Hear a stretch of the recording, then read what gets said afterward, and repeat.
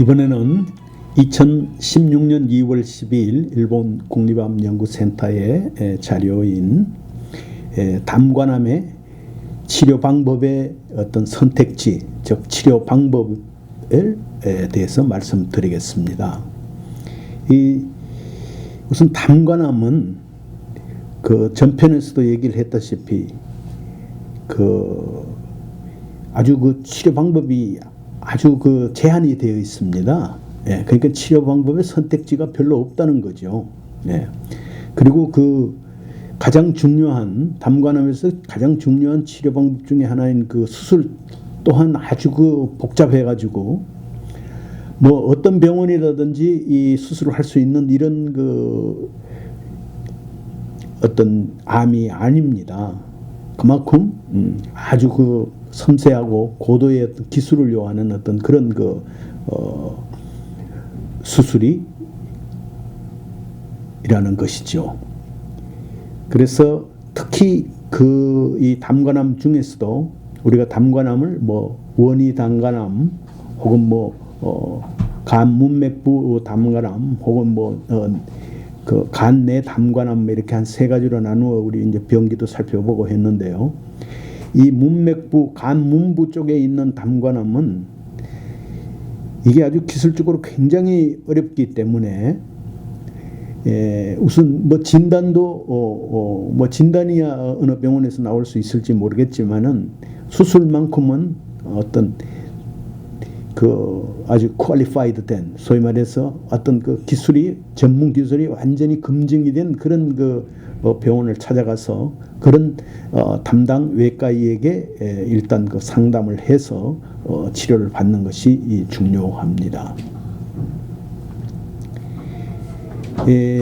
그래서 이 담관암의 어떤 병기와 치료 방법을 보면, 요건 도표로 보시다시피 1기, 2기, 3기가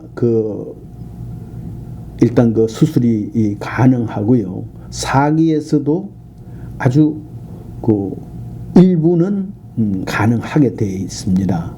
그 외에 보통 나머지 4기들은 수술이 불가능하다. 이제 이렇게 보고 있고요. 그 다음에 이 수술이 가능하다 하더라도 간 상태가 간염이라든지 간 기능이 아주 나빠가지고 담도에 이런 그런 이 액들이, 담즙들이 막 고여가지고 있다든지 이제 이런 경우에는 우선 간 내에 있는 담즙들을 배에 드레인을 해내야 됩니다. 빼내야 이제 되고요. 또 간의 일부를 예를 들어서 절제를 해야 되는지 하면 간은 대개 이제 왼편의 암, 오른쪽 암, 오른쪽 간, 왼쪽 간 이렇게 좌엽, 우엽으로 되어 있는데 오른쪽 게 굉장히 큽니다. 부피로는 한 5배, 3배에서 5배라고 이렇게 이제 얘기를 하기 때문에 하나를 예를 들어서 이게 절제를 할 경우에 이 간 기능이 따라오지 못해서 간 부전을 일으킬 수 있기 때문에 수술 전에 한쪽에 그쪽 간을 색전, 소위 말해서 이제 글로 들어가는 피라든지 이런 것들을 막아가지고 다른 쪽으로 좀 더 많이 들어가게 해서 이 간의 부피를 키운다든지 이런 사전 조치를 이제 배액을 한다든지 이 문맥 색전술을 해서 그리고 이제 절제를 하게 되고요. 절제가 대충 불가능한 경우에는 보면 이 간이 상태가 지금 담즙이 너무 많이 차 있으면 그걸 배액을 한다든지, 그 배액을 하려면 어떤 스텐트를 띄워 가지고 배액이 잘 되도록 이렇게 이제 하고, 절제가 불가능한 경우에는 보통 이제 화학요법, 우리가 말하는 항암제 치료 혹은 방사선 치료, 그조차도 불가능할 경우에는 이제 완전히 그거는 완화 치료밖에 할 수가 없겠죠.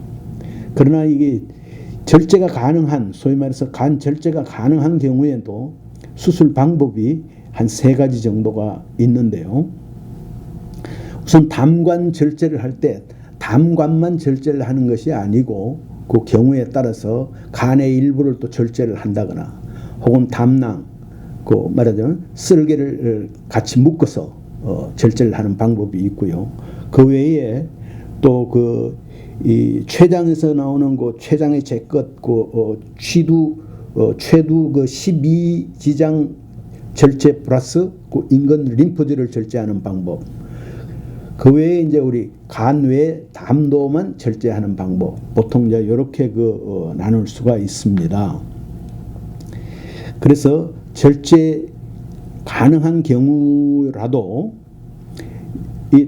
그 수술 전에 방금 약간 언급을 했습니다만은 수술 전 어떤 처치로 이 담관염이라든지 담도 협착 때문에 간 기능 장애가 이제 일으키고 있는 경우에는 이제 수술 전에 먼저 담도 배액을 해서 담즙이 잘 흐르도록 하는 이런 방법이 있고요. 또 광범위로 이제 크게 이 간을 절제할 경우에 간 부전 방지를 위해서 절제하는 쪽 간의 문맥을 막아서 남은 쪽 간으로 혈류를 늘려서 이 간의 크기를 키운다고 하는 그 문맥 색전술을 한 후에 그리고 나서 수술을 하는 방법, 이렇게 할 수가 있고요. 이제 그 절제가 불가능한 경우에는 어떤 경우가 그러냐 하면 대충 이제 그 수술을 견뎌낼 수 있는 어떤 체력이 모자란다든지 또 암 전부를 이게 제거할 수 없는 어떤 이유가 있어서 수술로 이제 치료가 어려운 경우에는 항암요법을 할 수밖에 없습니다. 그리고 이 담도가 또 폐색이 돼 가지고 소위 말해서 이 담즙이 제대로 흐르지 않을 때에는 이제 수술을 안 하는 경우에는 이제 요거는 작은 시술로서 소위 말해서 그 담관에 스텐트를 끼워 가지고 담즙이 잘 흐르도록 하는 이런 방법, 이런 걸 이제 보통 곁들여서 수술이 불가능한 경우에는 결국 이 화학요법, 즉 항암 치료나 방사선 치료를 해야 되고 또 그것도 불가능한 사람의 경우에는 소위 환자의 어떤 삶의 질을 유지하는 것을 목적으로 하는 완화 치료에 전념하는 수밖에 없다고 보겠습니다. 그리고 이제 이 치료를 하고 나면 이 치료의 성적을 나타내는 제일 객관적인 지표는 이제 생존율이라고 얘기를 할 수 있는데요. 이 생존율은 그 어떤 암의 어떤 진행도라든지 또 이제 치료 내용별로 조금 다르게지도 하겠지만 환자의 어떤 연령이라든지 합병증이 있는지 없는지 이런 것도 다 치료에 영향을 미치게 됩니다.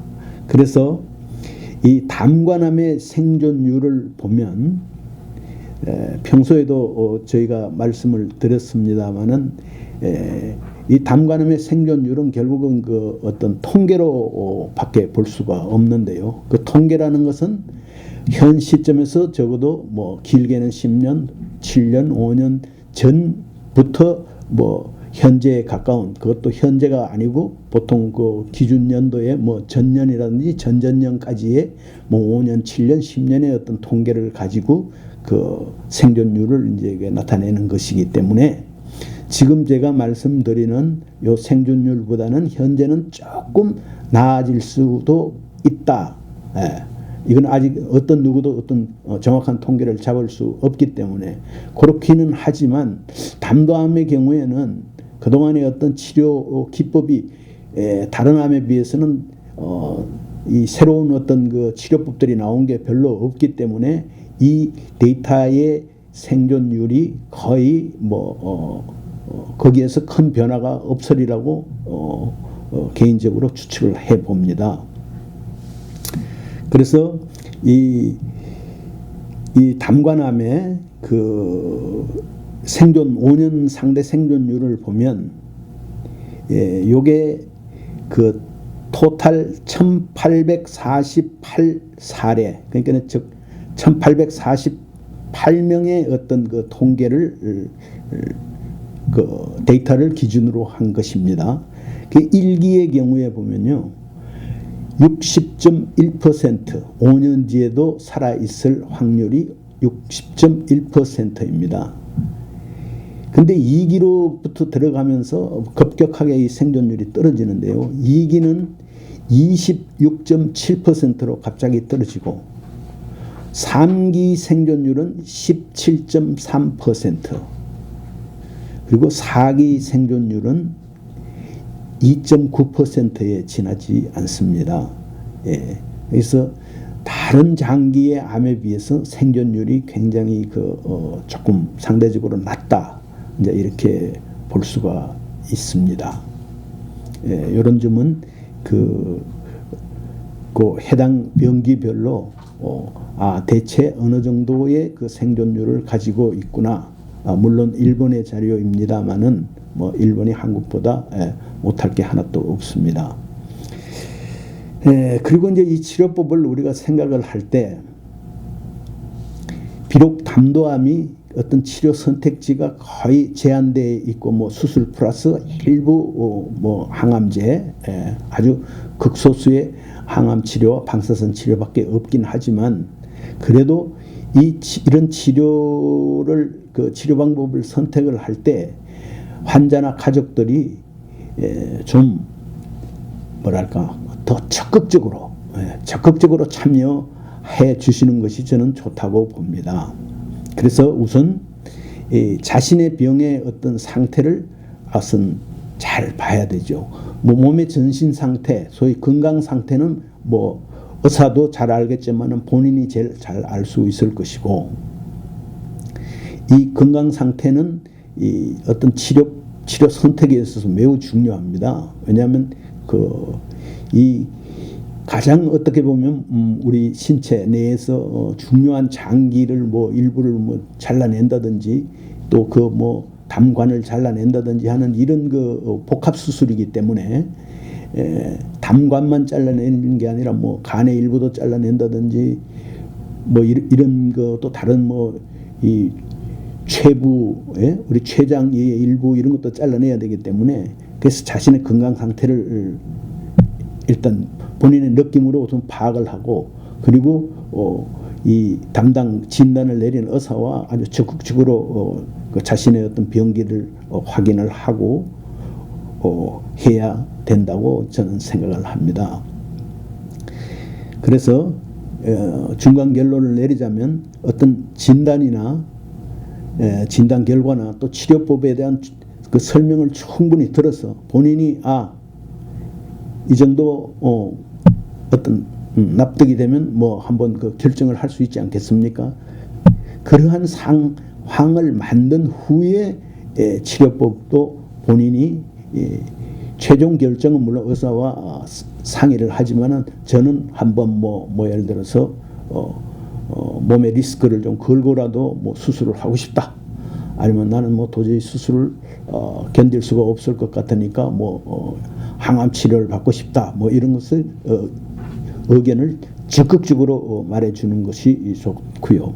두 번째로, 아무리 선택지가 제한이 되어 있다 하더라도 과연 이 진단이 옳은 것인지, 그리고 지금 이 의사가 권하는 치료법이 과연 옳은 것인지 알 수가 없기 때문에 반드시, 저는 뭐 반드시라고 말씀드리고 싶은데요, 다른 의사의 진단, 그리고 그 진단에 의거한 치료법에 대한 의견을 들어본 다음에 그 두 가지를 종합을 한 다음에 최종적으로 치료를 결정하는 것이 가장 바람직하지 않을까 생각합니다. 이상입니다.